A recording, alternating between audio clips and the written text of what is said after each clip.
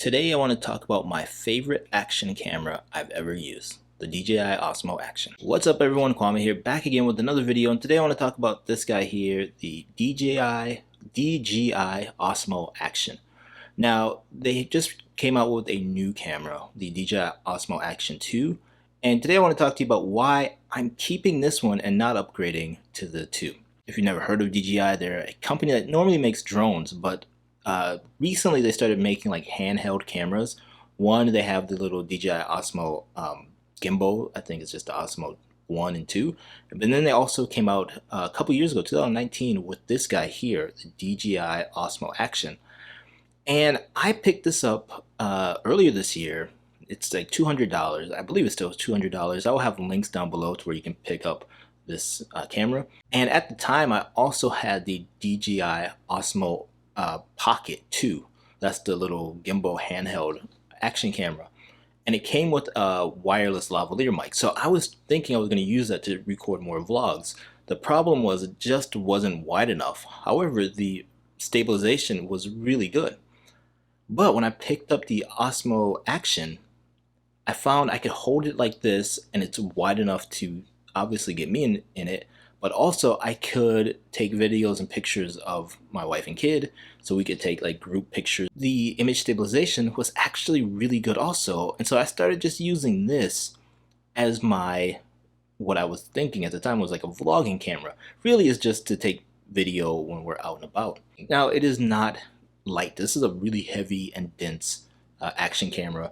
The really great part is, out of the box, you don't have to get a housing or anything to use it underwater. It's ready to go. The only down part is it doesn't have any kind of quarter 20 or anything like that, so you do need to get a housing so at least you can use like the GoPro accessories or a quarter 20 so you can put screw it in on a tripod.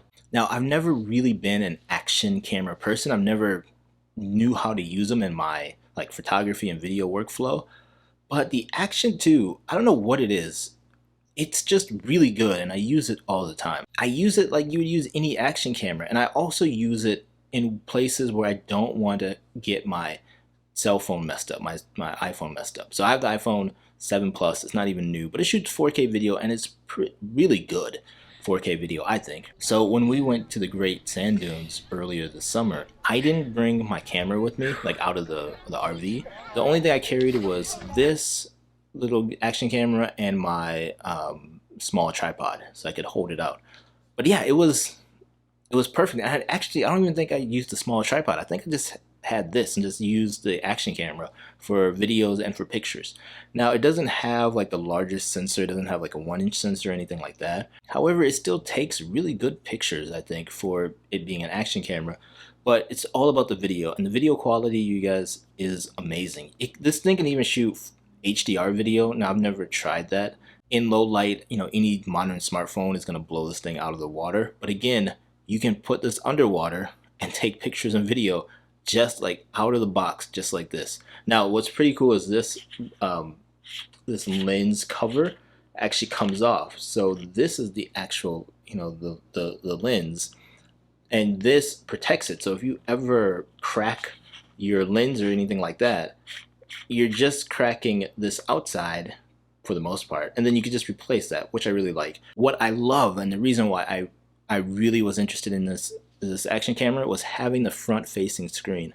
Being able to see what I'm doing, being able to frame myself up, being able to frame up a picture is really, really nice, not having to guess. Overall, I'm really happy with the DJI Osmo Action. I think it's a great camera in 2021, and obviously in 2022, you cannot go wrong with this.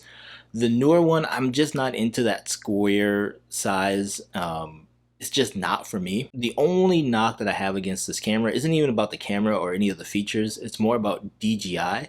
Back when everyone was at home because of the pandemic, all these companies, Canon, Sony, GoPro, Pentax, Nikon, they all came out with firmware that you could use your camera as a webcam when you're at home.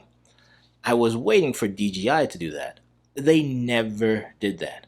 And it drives me nuts because this camera is really good, and it would be amazing to just be able to use it as a webcam without having to set up this camera. Overall, you guys, I'm really happy with this purchase. I have been tempted to buy another one just because there's times where I'm using this one and I would love to have a second angle without, getting my cameras out. I don't think I'll buy one unless I find it for like $100, but I'm really happy with this. The video files look amazing.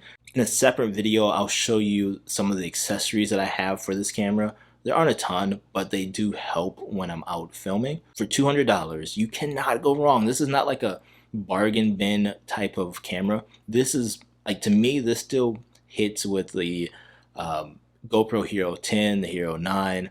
As always, I will have a link down below, so if you are interested in this camera, if you've made it this far, I would appreciate if you guys can hit the like and subscribe button. This is the type of videos that I want to start creating more, talking about the gear that I actually use, like long-term reviews of it, but also workflows and how to get the most out of the gear that you have, because you don't always have to buy the latest and greatest gear to get the best images or video. Thank you as always for watching this video. I will see you in the next one. Talk to you later. Bye bye.